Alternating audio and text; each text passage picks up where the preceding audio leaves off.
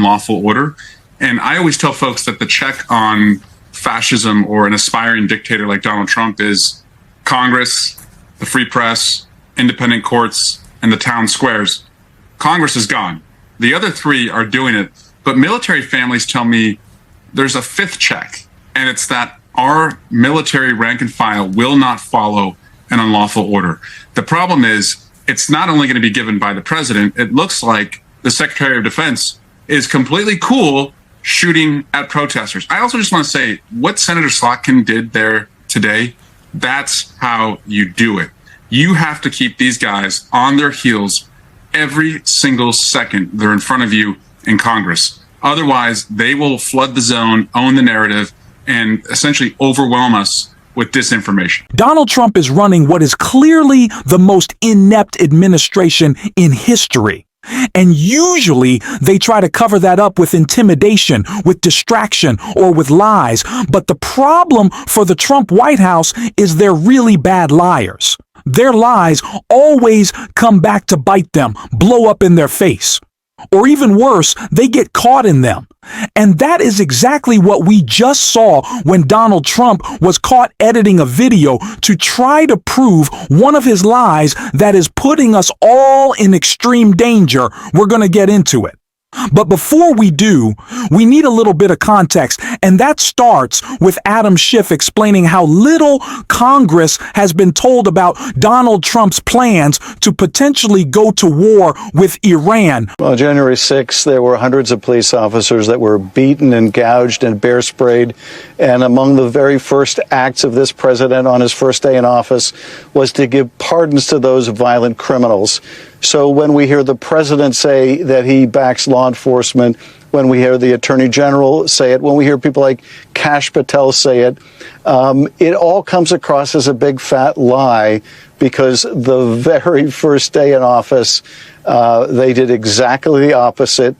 And this cannot be situational. You're either supportive of law enforcement or you're not.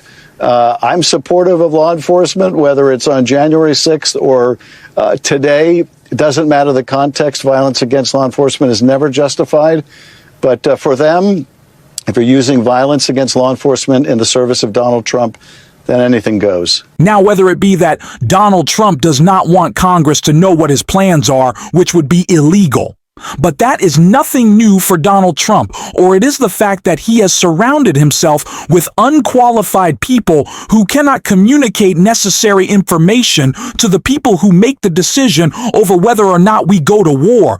It's not through one of Donald Trump's bleats or tweets or scats or skets or whatever it is. Some crazy thought that runs across his dementing minds.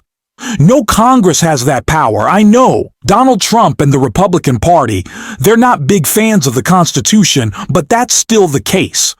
And Congress, according to Senator Adam Schiff, clearly does not know enough about this situation. And that might be Donald Trump's plan to keep us all in the dark because he doesn't want to say what he's doing. Maybe it's because MAG is having a civil war about his potential decision, or he just does not understand what is happening enough to let us all know what he thinks. Because he clearly doesn't think a lot, especially when what he's trying to articulate runs in contrast to the only actual information we have. And that's important to keep in mind before we get into this clip by starting with Donald Trump getting completely contradicted by his own director of national intelligence. The IC continues to assess that Iran is not building a nuclear weapon, and Supreme Leader Khamenei has not authorized the nuclear weapons program that he suspended in 2003. How close do you personally think that they were to getting one? Because Tulsi Gabbard testified in March that the intelligence community said Iran wasn't building a nuclear weapon. I don't care what she said. I think they were very close to having it. So Donald Trump is presenting information that runs directly counter to what Tulsi Gabbard testified to. So either Tulsi Gabbard was lying under oath or Donald Trump is lying now. I know Tulsi Gabbard's a liar, but Donald Trump's pretty pathological with it, and he says, nobody knows what I'm doing.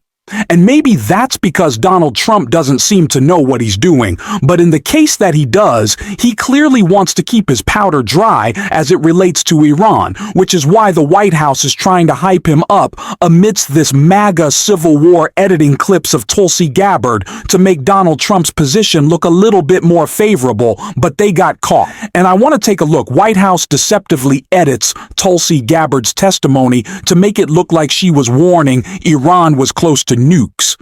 The White House deceptively edited a video of U.S. Director of National Intelligence Tulsi Gabbard's March testimony on Wednesday to make it look like she was warning that Iran was close to developing nuclear weapons in the past year. We've seen an erosion of a decades-long taboo in Iran on discussing nuclear weapons in public, likely emboldening nuclear weapon advocates within Iran's decision-making apparatus, said Gabbard in a clip posted by the White House's rapid response account. Iran's enriched uranium stockpile is at its highest levels and is unprecedented for a state without nuclear weapons, while the clip made it look like Gabbard was warning that Iran was close to developing nuclear weapons.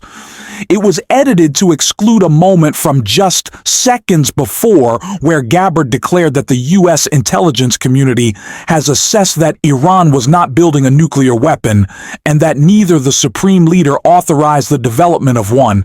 And we see that clip deceptively edited and shared by the White House rapid response account right here. The IC continues to assess that Iran is not building a nuclear weapon. Tulsi Gabbard testified asked about Gabbard's testimony on Tuesday, which seemed to conflict with his suggestion that Iran was close to developing a nuclear weapon, as we saw Trump snapped, saying, "I don't care what she said, I think they were very close to having one." So two things are happening here. And it very clearly shows the split not only within MAGA, but within Donald Trump's own brain. On one side of things, you have Trump trying to hype up his MAGA pace about the possibility of conflict with Iran, right? He wants the people who he promised no new wars to get excited about a war. And so he's deceptively editing clips of Tulsi Gabbard, but at the same time, they do in fact have the other actually real clip because Donald Trump doesn't know what he wants to do. He's been flip-flopping ever since the initial strike by Israel, saying at first that he had nothing to do with it.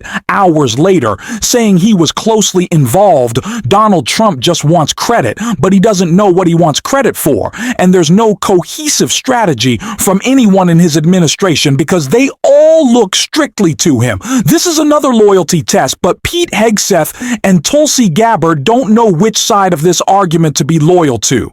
So we are all in very deep danger because our president has a broken brain and everyone around him is waiting for it to spit out a decision, but it is incapable, and that should scare us all, especially when it seems like everyone in this administration has priorities focused on everything but keeping us safe. Pete Hegseth has more troops deployed in LA right now than anywhere else in the world, and Eric Swalwell called that out, and a beautiful takedown that I want to check out right here. Senator Warren took a slightly different tack, really focusing on the judiciary and the role that they are going to play here. Let's play that sound. If the Supreme Court orders you to remove troops from American cities, will you do so? As I've said, Senator, I don't believe district courts should determine national security policy, but if the Supreme Court rules on a topic, we will abide by that. Okay, so I have two questions. One, just sort of interesting that they continually come back to this idea of undermining district courts. We've heard a lot of this, trying to make the argument that district courts are somehow overstepping their authority and creating policy from the bench. Let's put that aside for a second. Do you believe Pete Hegseth when he says, yes, we will listen to the Supreme Court, or do you think he is making a calculation that this conservative Supreme Court is going to rule in their favor? Well, they've been losing to the Supreme Court. And so I'm not entirely confident they're going to rule in his favor. But no, I don't trust Pete Hegseth at all on this. And I don't trust Donald Trump at all. Who I trust is you as a journalist, that you're going to fiercely cover this. I trust that the courts are going to continue to bring their independence to this. And I trust that the town squares, if they don't follow this, will look like No King's Day 10-100X, if that's the case. And frankly, that's what is checking Donald Trump.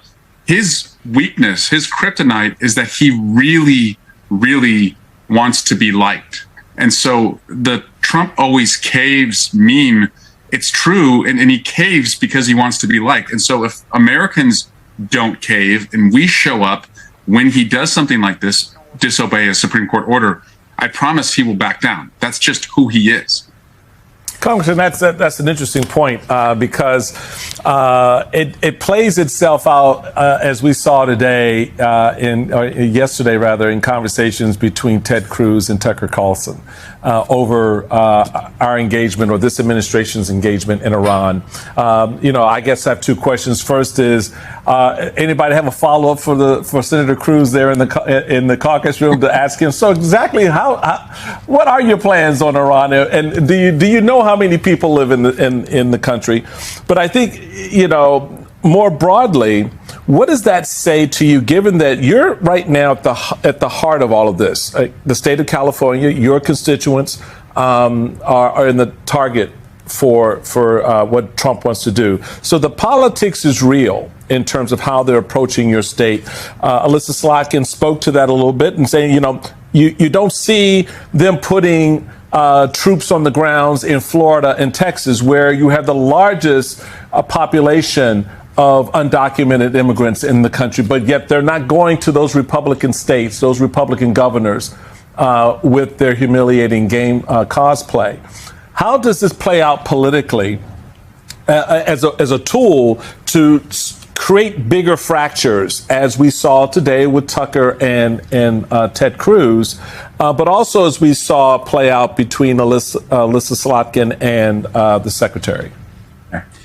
So if you are a voter who was promised and voted for Donald Trump because you were told there would be no more wars or that he would end the wars on day one, and you voted for him, you had a right to believe that he would be your candidate. If that's what motivated you, I understand why you did that, but he has completely betrayed you. We are now 150 plus days into his presidency, and he is adding conflicts to the map. He shows no ability to bring together our allies to end any conflicts. And so, if that's why you voted for him, I hope you think again and look at a party that believes in American strength in the world and strength through our diplomatic relationships. And that relationship, by the way, was what was able to give us the best eyes and insights into Iran during the Obama administration, when we knew exactly what their capabilities were and restrained them in doing so. But to back up a little bit, Michael, as it relates to what's happening. This is a deeply unserious group of people running our country. The Trump White House is not just inept or incapable, but they're just not really that interested. It seems in actual governing they never were. These are Fox News personalities, and when you have Fox News personalities doing the work, you get Fox News results, and that's not a lot of substance, so we're going to keep calling it out on this show. And if you want to support that, as always, you can hit that subscribe button. You can leave a like on this video. And if you stuck around to the end, drop a blue heart in the comments. And until next time, I'll see you soon.